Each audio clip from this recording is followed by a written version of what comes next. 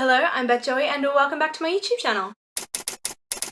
If you're new here, welcome. This is the channel where I paint my face, turn my camera on and talk about some books. I am finally into my last stretch of my TBR for the month of July, which I will link up above and down below. Shout out to that very early segue into a previous video, which you should go and check out. Anyway, and the very last book on this TBR is It Happened One Summer by Tessa, which is a chunky little romance, but I am super excited to read, so I thought it might be a bit of fun to do another series smash video, kind of like the series smash video that I did for the Ravens, which I will link up above and down below. Shout out to another very early intro to another video.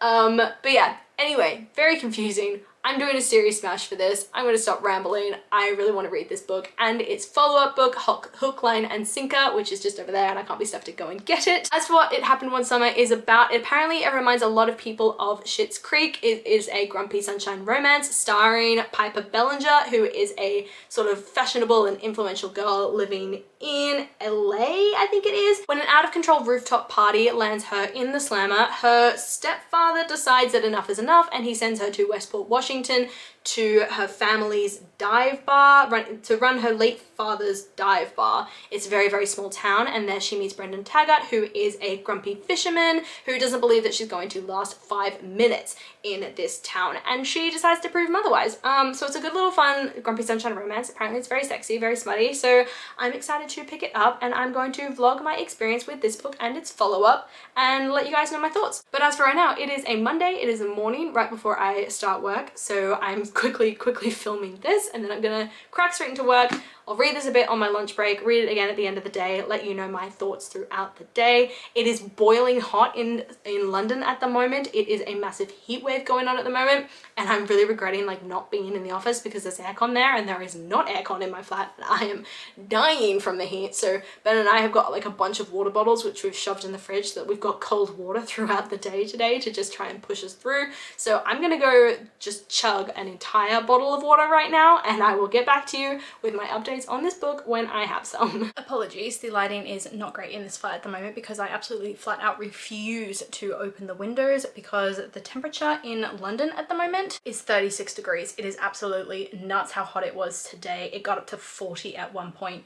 It's actually insane. Give the camera a minute while it readjusts to the lighting. But anyway, I just wanted to come in here super quick. I've now finished work for the day to update you guys on It Happened One Summer by Tessa, and I just want to say that I am fully predicting this to be a 5-star read for me. I am really enjoying this book so far. I was really worried at the beginning of the book that I wouldn't like the character of Piper Bellinger because she is supposed to be a socialite, you know, typical gossip girl sort of situation, stuck up, not really looking out for the people around her, very vapid, and she definitely gave that impression that she was kind of a bit of an airhead, and I was worried that that would continue throughout the book, and I knew that I wouldn't really be able to empathize with that kind of character when it came to sort of the more difficult stuff later on down the line that always happens in romances. But the way that Tessa has sort of integrated this deeper like emotional depth and level to Piper is really skillful. It's sort of hidden, and you can tell that Piper is kind of surprised by her own emotional depth in a lot of ways, especially when Brendan points out to her, like,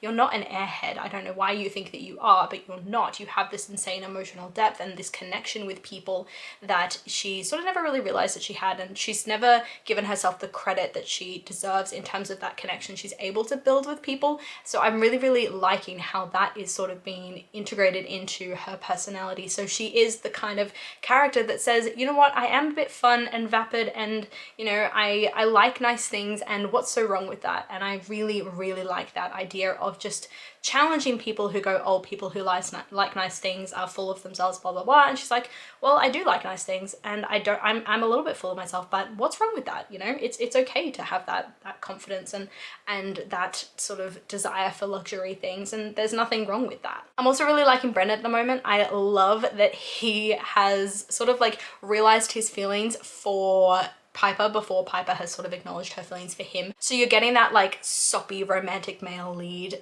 part in this book, and I'm really enjoying that. I love it when that happens, when the guy realizes first the feelings and then the girl kind of catches up afterwards. I think he's got really nice depth to him as well in terms of like his, you know, tragic past with his wife, and how that sort of affected him and his personality going into this book and this sort of getting to know you stage with Piper, but also how he has this fun and bantery side of him as well that's just, you know, totally willing to make jokes with Piper, and they rib each other and all these sorts of things. So I love that the relationship that's building there, and we've just had this big moment in the relationship, a sort of step forward and a fairly seismic change in terms of kicking that relationship off. So I'm really, really excited to see how Piper reacts to this and whether that sort of pushes the relationship into overdrive now that he's made this sort of declaration. I'm loving how quietly he's made it as well, like it's no big deal, but also I'm loving how he's really paying attention to her and he's dropping hints for her, being like, you know, I'm paying attention to how you take your coffee. I don't just put my arms around any girl, like those sorts of things. I think those are really, really cute, beautiful moments. Hannah is a bit of fun. She's definitely a very, very loyal sister, so I am looking forward to when she finally gets her own book and we get to see her and Fox, who is Brendan's best friend, sort of have their own relationship. We've had some time with Fox as well, and you can tell that both of them are just really, really loyal to the two people in this book, and I love that. But it'll be nice for them to get a bit of attention to themselves as well. They've had a few sort of flirty moments in the book so far, but obviously looking forward to that expanding. But yeah, I'm about almost halfway through the book at the moment. I'm sweltering hot, so I am going to cut this sort of update short because I really, really just need a really like ice cold shower or like a swim in the pool or something like that, because it is boiling in London at the moment. But this is just to say I'm loving It Happened One Summer at the moment, and I cannot wait to get stuck into it some more. I'm reading it at the same time as I listen to it on audiobook, and I think that's really, really helping me get through some of my books really, really quickly, especially when they're on my TBR and it's getting towards the end of the month, which always panics me. But yeah, I'm going to keep reading this book. I'm gonna go have a shower, go swim in the pool maybe, and I will give you guys my thoughts when I get to the end of this book, because frankly it's hooked me, so I probably won't be stopping anytime soon. Hey guys, it is Thursday morning. Apologies for the noise you can hear in the background. There's some construction work going on behind me and the guys keep yelling at each other. And I don't know if they like hurt themselves and they're like yelling in pain, or if they're angry. Like it's one of those yells that you can't tell. But anyway, I got the day off work today, so I am just going to be meandering around getting a ton of like life chores done. So for example, I'm going through my naturalization process for the UK at the moment, trying to become a British citizen, which is super, super exciting. I'm so much have my fingers crossed that this actually comes through. But as a result of that, there's a lot of like admin stuff that I have to do in order to submit my application. So I have to go and get my passport photos done today. So I've done sort of like a natural looking makeup to have nice passport photos, even though I know for a fact that whatever this is not going to be what's going through those gates when that passport gets checked. But anyway, I gotta get my passport photo done. I've got to go and get my nails done because I'm going to Wales this weekend, and I thought, you know what, let's pamper myself today. It's been a hectic time at work, and I need a little moment to myself, a little me time where I just do something nice for myself. And then I've got a bunch of like shopping that I need to do. I need to get like various toiletry items. I need to get all sorts of things. So yeah, my big plan today is just to go out and then not come back to my flat for like 3 hours. But I just wanted to come in here very, very quickly to say yesterday, right before I started work, I finished It Happened One Summer by Tessa Bailey. And because I was at work, I literally wrote down all my notes from reading this book. And that my main note is to say I really, really enjoyed it. I gave it 4 stars. It didn't quite get that 5th and final star for me, which I was kind of surprised by because I did expect this to be 5 stars. I'd heard so many people ranting and raving about how amazing this book is, how it's kind of like Schitt's Creek. It's funny, it's got great banter, it's got a great grumpy sunshine.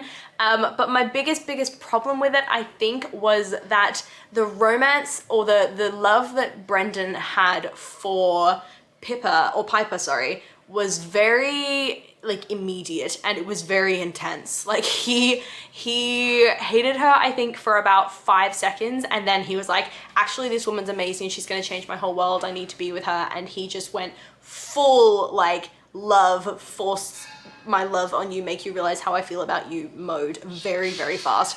And that kind of made me a little bit uncomfortable. And there were just things that he said in his perspectives and thoughts that he had that I was kind of like, this is weird. Like, this is very intense. It felt at one point even like this was just like a summer fling. Like, you know, those summer flings where it's like really, really intense for like 2 weeks and then it's done and you never want to see each other again. There were moments where I was like, is this just a summer fling? Because he has these really intense feelings for her, but I don't think they're gonna last because their lifestyles are just not compatible. But anyway, I am just going to read you what I wrote in terms of my review when I was at the office, because I think I summed it up kind of well when I wrote it down, and frankly, I do not have the brain power right now to try and paraphrase this for you guys. So I said, loved this. I won't lie, the book was a bit much at times, especially as Brendan's love for Piper bordered on obsession. Plus, there was some strange language used in the pillow talk scenes that made me cringe. But I really loved the message it sent around it being okay to love the finer things in life. It's not something a person should feel embarrassed about or judged for. I also love the journey to self-discovery and getting back to my roots themes too.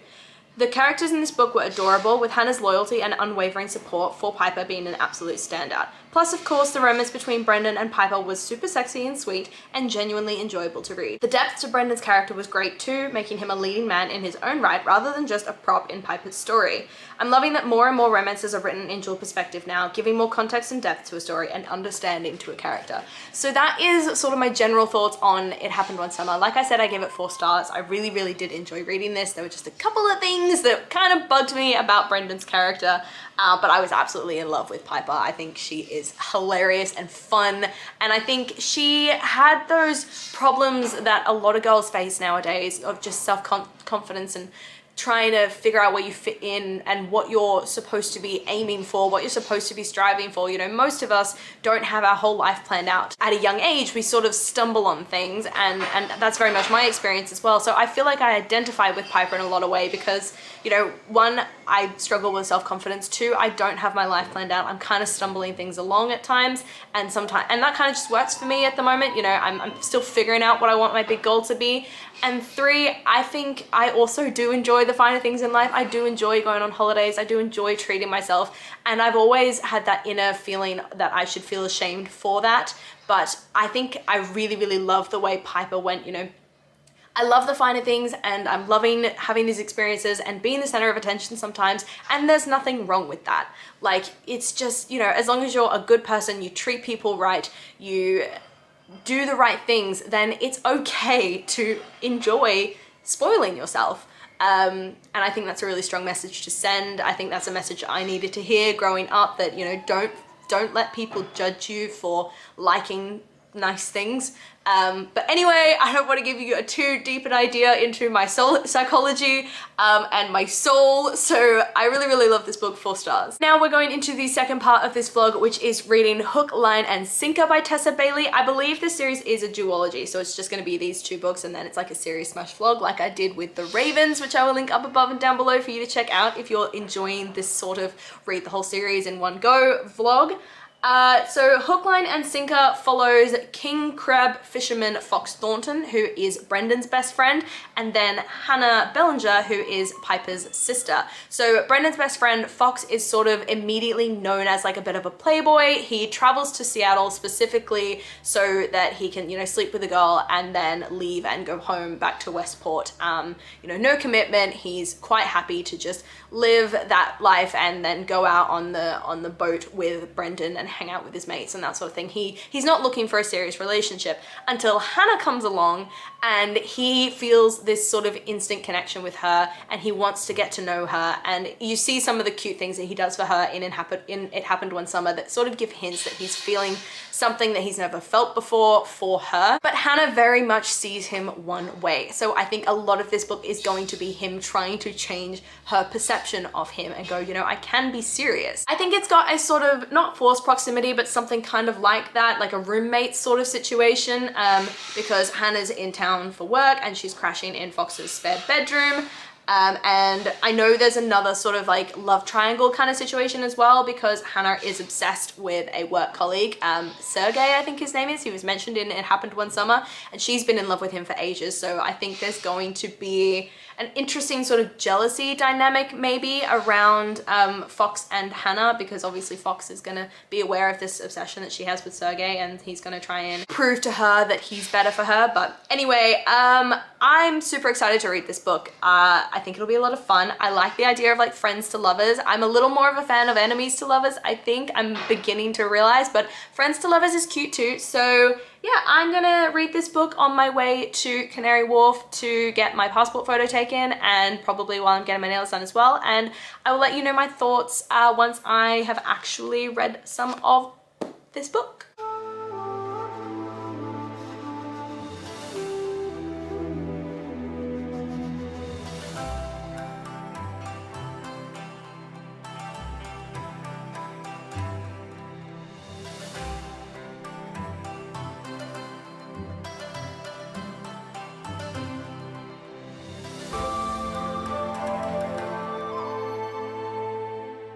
So I don't know if you guys can hear me, but I wanted to do a very, very quick update while I'm sort of out and about, just doing a location update, I guess. I am about 70 pages into Hook, Line and Sinker by Tessa Bailey, and I am enjoying it so far. I'm finding there's a few too many like convenient sort of things happening. Like Hannah talks about how she doesn't feel connected to her father, and then all of a sudden her grandmother pulls out this thing saying, oh, your dad used to write songs, and Hannah's obviously really obsessed with music and that sort of thing, so that felt a little convenient and a little random as well. Like if that came up in the previous book, then that would totally make sense, but it's like both girls in both the books, what's sort of most important in terms of the relationship with their father is finding something that they have and making it in common with their father. And it's just, I don't know, this time it just feels a little bit convenient. But anyway, I'm loving the pining that Fox is doing for Hannah at the moment, and I'm loving that Brandon keeps saying to him like, don't sleep with her, do not sleep with her, and Fox is like, yeah, no, of course, won't, no, never,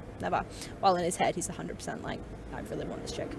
But yeah, that's been a lot of fun. There's a guy looking at me really weirdly.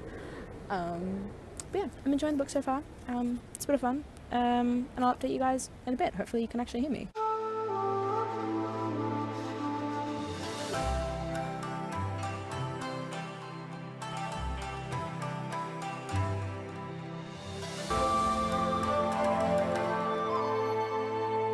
So I just got home from running errands and getting my nails done. Got a nice like blue color, which I am absolutely in love with. It feels very, very summery. And yeah, so I just sort of got back and I've been reading a bit more of Hook, Line and Sinker by Tessa Bailey. And I was having some issues with the two main characters for a little while there. Their relationship just felt like really stunted in a weird way, and we hadn't actually spent much time with them. And their relationship, you know, Fox's relationship with Brendan, just I began to dislike Brendan quite a bit because he doesn't trust Fox at all, and that says to me like he's not a very good friend. So, you know, come on. And then, yeah, we just weren't getting a lot of time with Hannah and Fox, so I wasn't really sure how I was feeling about them, because I'm like, I kind of want to see more of them. And so when finally sort of up to this scene where the tension kind of almost broke between them. And what I mean by that is like Fox in his scenes, sorry, someone just honked the horn. Hello to you too. Fox in his scenes, you get to see a lot of this like internal like vulnerability, and someone's really just going to town on their horn out there. Like, guys, I'm trying to update the vlog, give me a minute. Anyway, in a lot of Fox's sort of internal monologues, he shows this vulnerability and this lack of confidence and all this sort of thing that you don't expect from him, because, you know, he's the confident guy, he's the playboy, he's the one that everybody makes jokes with and all that sort of thing. And you see that sort of like internal side of him that's actually really, really struggling with who he is. Stop it! They're taking the piss. You see these scenes where he's going like internally like really struggling through everything, and he's seeing himself as this one way, like, I'm only the guy that girls want to sleep with, and you know what, screw it, I'm just gonna go with it and I'm gonna make a move on Hannah. And then when he does make that move, when that scene happens, the way Hannah reacts gave me so much respect for her, because she, in the only way that she possibly could, basically just said to him, I don't need you for this. Like, you are enough as you are when you're not, you know, with me, when you're not, you know, sleeping with me or trying to, you know, get jiggy with it or whatever. Like, she's like, you're enough as you are. And you can tell like that that internal thought process was like fighting against that and was going, no, like, no, you're not, because he kept saying to her, let's just get it over with, let's just do it, you know, this is what I'm here for, blah, blah, blah. And she goes, no, like, I don't need you. And I thought that scene was just really expertly done to show the chemistry that these two characters have and the obvious sexual tension between them, but also the complete respect and love that they already have for each other as friends. And by rejecting him, Hannah proved that she respected him, which is, I think, a very interesting dynamic to play with, and I think it's an interesting sort of balance, and it's a difficult balance, I think, as well. So yeah, I think that scene just, I probably bumped this book up to 5 stars for me because I was so impressed with how that was written. But I won't lie, I'm still really looking forward to when the tension finally freaking breaks between these two, because it has just been like, you could cut it with a knife for the entirety of this book. So I'm looking forward to when Fox finally kind of says to her, okay, fine, like, I'm enough, let's, you know, let's be together. We'll see. I'm loving it, and I'm about halfway through now, so it might be the end of the book before I update you again, unless we get another scene like that, and I'm absolutely floored by how amazing this book is. So yeah, we will see, but I'll chat to you in a bit. A few moments later. Okay, I know I said like an hour ago that this book was probably going to be 5 stars because of the way it dealt with that scene that I talked about, but I'm really bored now. It's been so much back and forth between Fox and Hannah as they sort out their respective issues, as there's a lot of miscommunication around Hannah's feelings for Sergei and whether they still exist. There's been miscommunication about Fox's feelings for Hannah and whether they exist. There's been, like, obviously that internal lack of confidence on Fox's side as he's trying to sort of deal with the fact that he doesn't see himself as capable of being anything more, being, you know, just a ladies' man who just has flings with people, like no relationships, and you've got Hannah fighting back against that and trying to prove to him that she wants more, she wants a relationship with him, but then also not knowing if he wants the same thing. And it's a lot of internal monologue, it's a lot of internalization, it's a lot of them not actually communicating, and it's a lot of like missed things. Like they kiss and they get hot and heavy, and it's like, yes, the tension is finally gonna break, like these two are finally gonna be together,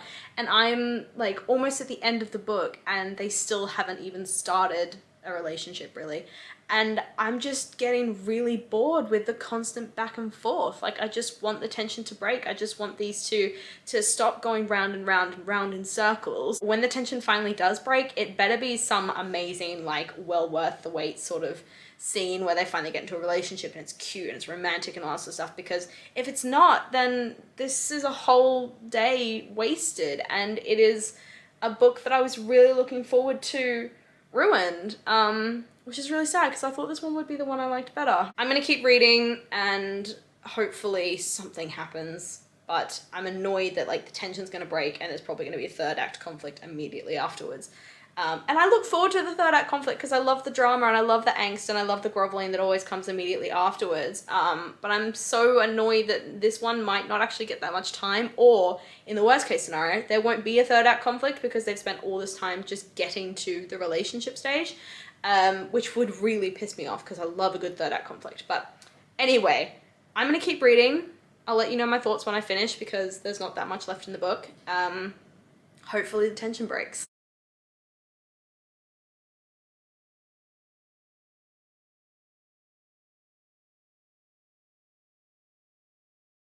I am really sad to report that Hook, Line and Sinker by Tessa Bailey was 2 stars for me. It was really disappointing because over 70% of the book I think was spent in build-up, and not just build-up but repetitive build-up, where they kept having the same fight, the same disagreement, the same issues over and over and over again. There was tons and tons of internal monologues and internalization and everything of issues, and so you didn't actually get to spend that much time with the characters interacting, which means I didn't connect with the characters, which means when they went through things, the stakes were just non-existent. There was no tension. I didn't like it. And the reason why I got 2 stars instead of 1 is because the book did deal with, I think, some important issues, which I appreciated the handling of some of those issues, especially around how Hannah helped Fox with his self-confidence issues. I think the connection with Hannah's father that was sort of discussed in this book was sort of one of those things that was mentioned in order to be consistent with the previous book, but for nothing other than that. Like, it was convenient.